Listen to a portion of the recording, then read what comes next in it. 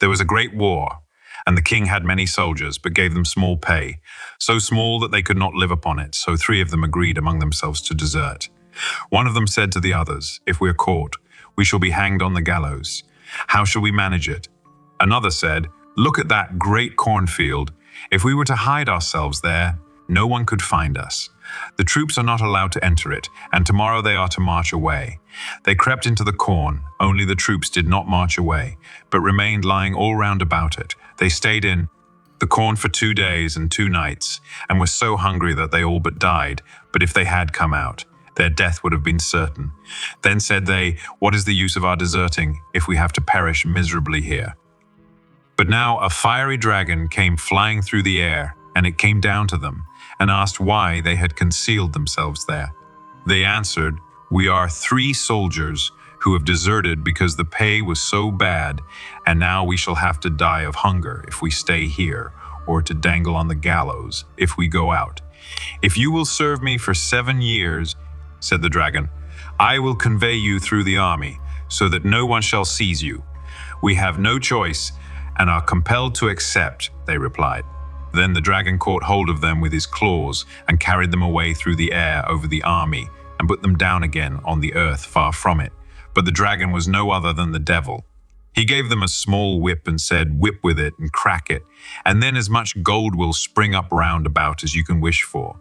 Then you can live like great lords, keep horses, and drive your carriages. But when the 7 years have come to an end, you are my property." Then he put before them a book which they were all 3 forced to sign. "But first I will ask you a riddle," said he, "and if you can guess it, you shall be free and released from my power."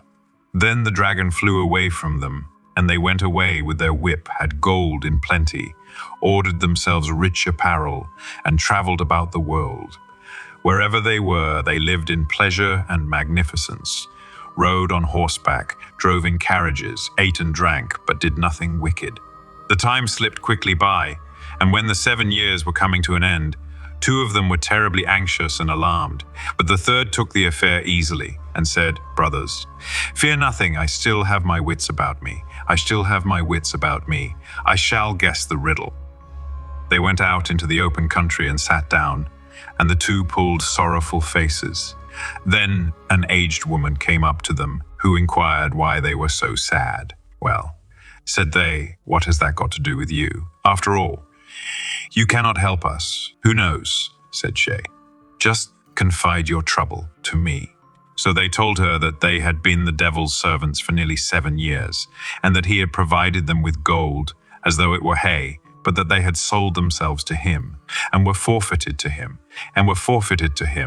if at the end of the 7 years they could not guess a riddle. The old woman said, "If you are to be saved, one of you must go into the forest. There he will come to a fallen rock which looks like a little house. He must enter that, and then he will obtain help." The 2 melancholy ones thought to themselves, "That will still not save us," and stayed where they were. But the third, the merry one, got up and walked on in the forest until he found the rock house. In the little house a very aged woman was sitting, who was the devil's grandmother, and asked the soldier where he came from and what he wanted there.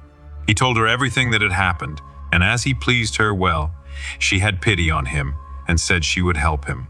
She lifted up a great stone which lay above a cellar and said, "Conceal yourself there, you can hear everything that is said here, only sit still and do not stir.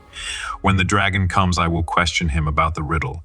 He tells everything to me, so listen carefully to his answer." At 12 o'clock at night, the dragon came flying thither and asked for his dinner. The grandmother laid the table and served up food and drink so that he was pleased, and they ate and drank together. In the course of conversation, she asked him what kind of a day he had had, and how many souls he had got. "Nothing went very well today," he answered, "but I have laid hold of 3 soldiers. I have them safe." "Indeed, 3 soldiers. They're clever. They may escape you yet." The devil said mockingly, "They are mine.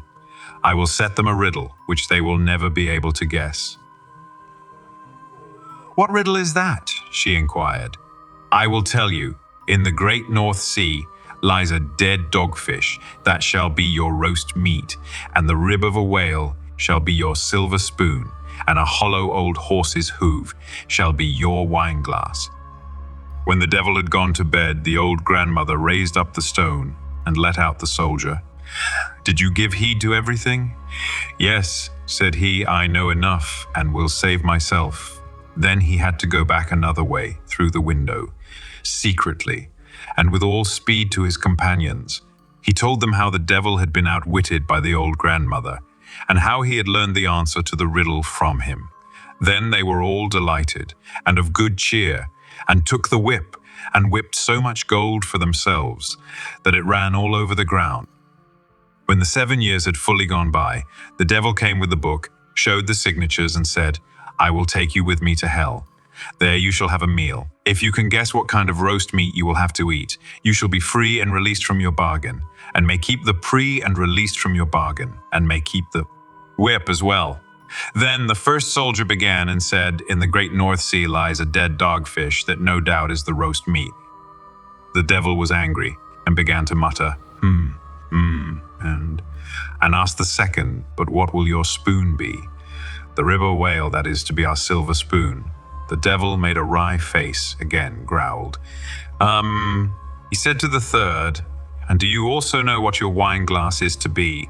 "An old horse's hoof is to be our wine glass." Then the devil flew away with a loud cry and had no more power over them. But the three kept the whip, whipped as much money for themselves with it as they wanted, and lived happily to their end.